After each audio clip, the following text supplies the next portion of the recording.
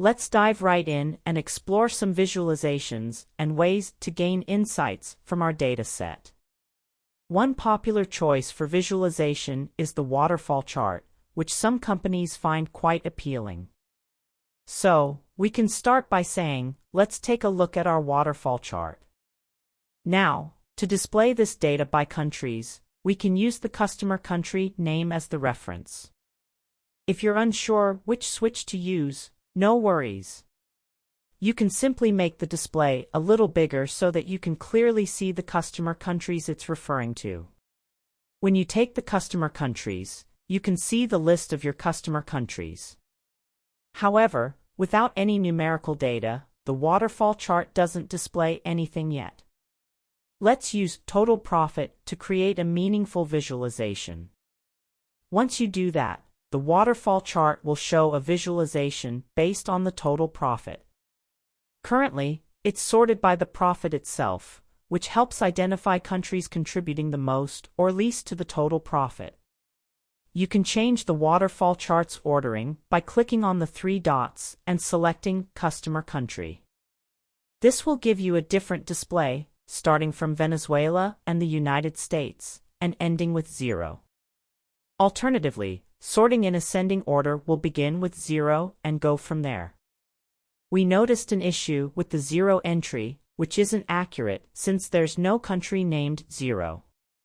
To address this, we have several ways to handle it, such as removing the 0 entry, imputing missing values, or investigating and correcting data errors. The choice depends on the data's nature and the insights we seek. The best approach, and one I highly recommend, is to directly communicate with the department or the individuals who provide the data. By doing so, you can inquire about the 0 country entry and understand its origin. It's possible that this entry belongs to a specific customer or that there is some missing data. Seeking clarification from the data providers will help you clean and rectify any inaccuracies or inconsistencies in the dataset. Effective communication and collaboration within the organization are essential to ensure the data's accuracy and reliability. If you can't obtain the missing data from the data providers, you can use the Transform Data Editor and access the Power Query Editor. From there, check the orders table and look for the customer country column to investigate and clean the data further. The Power Query Editor provides helpful tools for data manipulation and handling discrepancies.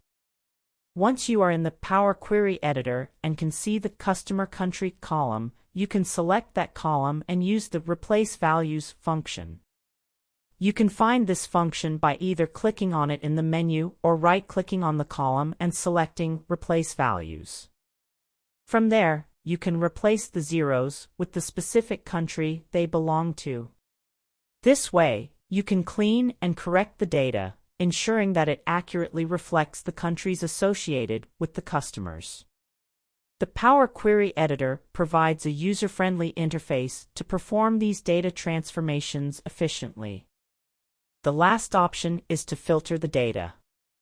You can do this in the Query Editor or directly on the visual by using the filter pane on the right side. Simply drag the customer country field into the filter pane to easily filter the data based on specific countries. This allows you to focus on relevant data for your analysis. Since the customer country field is already in our visual, you can directly filter it. Click on the field, choose Select All first, and then simply untick the 0 entry. This way, the 0 entry will be removed from the visualization, and it will now start with Austria. Filtering the data gives you control over what information is displayed. Moreover, you have the option to decide whether you want to show the filter pane to the audience or keep it hidden, depending on your preference and the level of detail you wish to present. This flexibility allows you to tailor the visual to meet your specific needs and audience preferences. To hide the filter in the report, you can click on the eye icon and disable it. This way, consumers of the report won't be aware that data has been filtered. you can adjust the visual size as needed to fit the layout better. Moreover, formatting options are available in the formatting pane. Simply select the visual, go to the formatting pane, and explore the available options. This allows you to customize the visual's appearance, including labels, colors, and other elements, to create an engaging and visually appealing report. You can display data labels by ticking the Data Labels option. If the current Million format doesn't suit your data, you can modify it based on your preference. Also, in the Color section of the formatting pane, you can choose a darker color for a more visually appealing visual. These customizations provide full control over the visual's appearance to align with your data and report's message. Let's try displaying the data in thousands and see how it looks. If thousands format works better for this data set, that's a good choice. You can also specify the number of decimal places. For example, you can set it to 1 decimal if that level of precision is sufficient for your analysis. If you're still not satisfied with the current display, you have the option to change the orientation to a vertical view. This may provide a better way to visualize and analyze the data, based on your preference and ease of understanding. These options offer flexibility in customizing the data's appearance to ensure it aligns with your specific needs and preferences for a clearer and more effective visual representation. You can customize the visual's appearance by adjusting the text size, font family, and adding a background color. Enabling the background feature can highlight the visual, especially on a white background. You can change the background color and its transparency for a better overall design. These options help you create an engaging and professional-looking report. The sentiment colors can significantly impact the visual's perception and aesthetics. By default, they are set to red and blue, but you can easily adjust them to suit your preferences and enhance the visual's impact. For instance, if you want the totals to have a darker color, you can choose black, or for a more subtle effect, you can go with gray. This allows you to fine-tune the visual's appearance according to your desired style and readability. Similarly, the colors for increase and decrease can also be customized. There are various color options available, and you can choose ones that align with your overall theme and design choices. The right color scheme can create an engaging and visually appealing report, making the data insights more compelling and easy to understand for your audience. If you don't like the default sentiment colors or the provided options, you can choose a custom color by using a specific hex code. You can find hex codes on the internet or inquire with your department for your company's branding colors. Customizing the colors ensures a visually consistent and professional report, providing additional insights and aligning with your organization's identity or preferences. To see the change in profit between the current year and the previous year, follow the same steps as you did for the total sales. Calculate the total profit for the previous year by subtracting the total cost from the total sales of that year. Then, create a visual to compare the total profit for the current year and the previous year, allowing you to analyze the profit trends over time. You don't have to reinvent the wheel when using measures in Power BI. If you have a measure ready, you can easily copy and paste it into a new measure by using Ctrl+C and Ctrl+V. This approach saves time and maintains consistency in your analyses.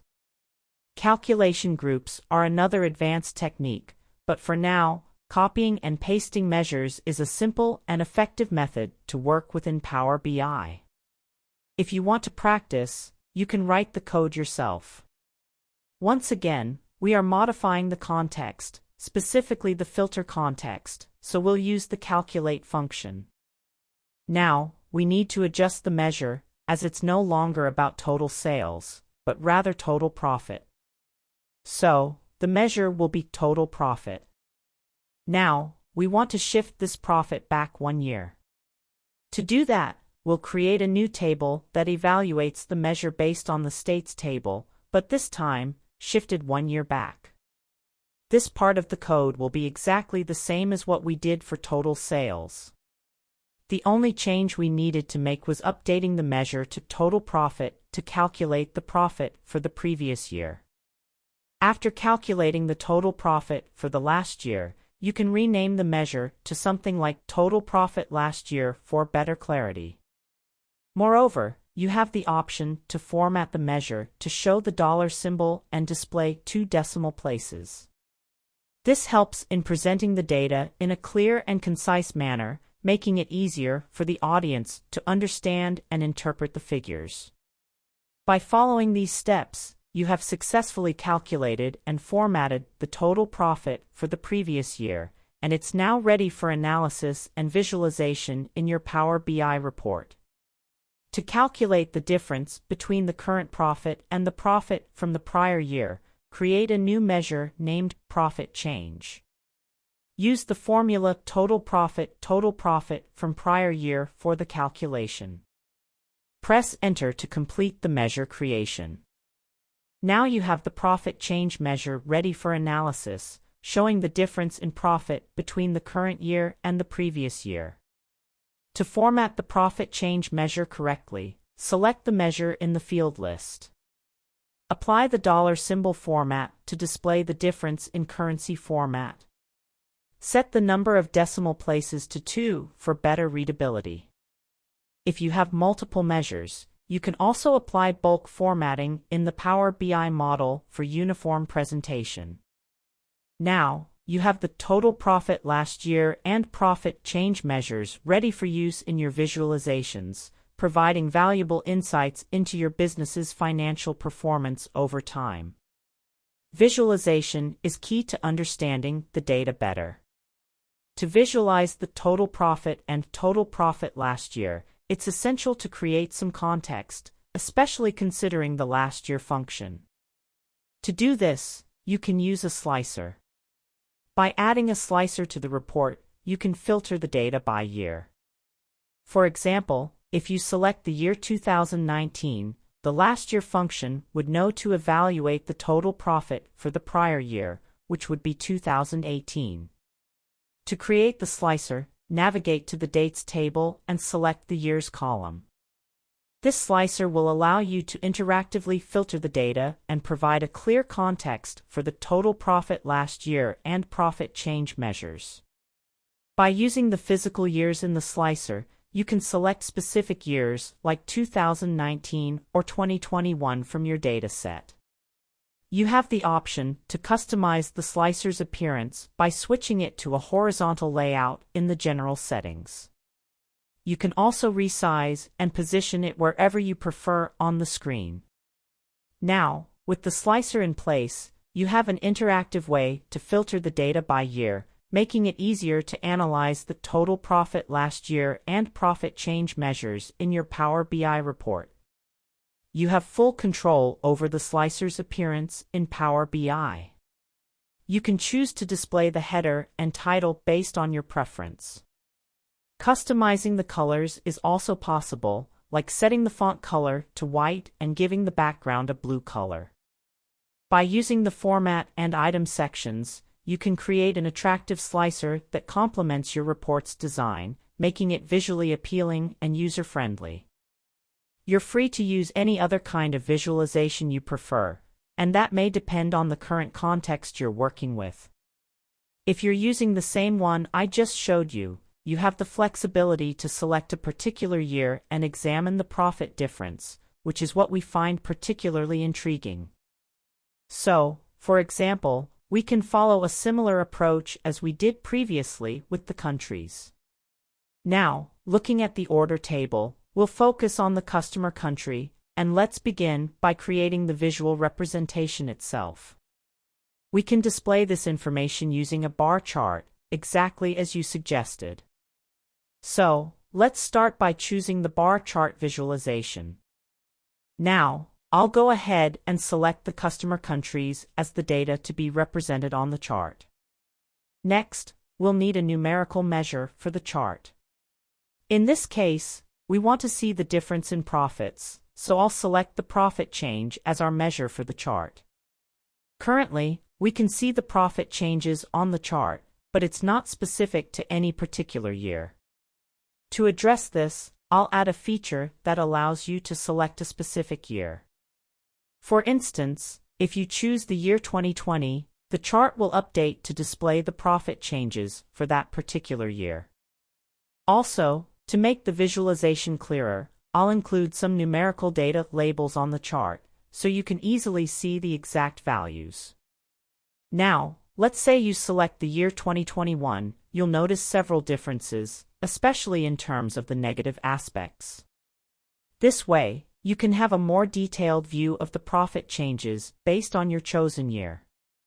The difference in profit changes between 2020 and the first 5 months of 2021 appears largely negative for many countries because our dataset contains complete data for 2020 but only partial data for 2021. Similarly, when comparing the financial year 2020 with 2019, there's a significant difference in countries like the United States due to incomplete data for 2019 in our dataset. I understand that in your current project, the limited data for certain years might impact the profit change visualizations. However, in future projects where you have complete data for several years, you'll be able to gain valuable insights by visualizing the profit changes using bar charts or other suitable visualizations. Having complete and diverse data will enable you to perform a more comprehensive analysis and make informed decisions based on the basic measures you've created. That sounds like a great approach. By creating total cost, total profit, and total sales as basic measures, you have a solid foundation to build upon. With these fundamental metrics, you can derive various insights and develop additional measures that will provide even more valuable information to your audience. Utilizing these insights, you can effectively present your findings to your audience, making your video informative and engaging. So, as we wrap up this final video, we want to leave you with a message: keep spreading positivity, chasing your dreams, and embracing the beauty of life. Together, we can make the world a better place. See you in another video. Love and peace.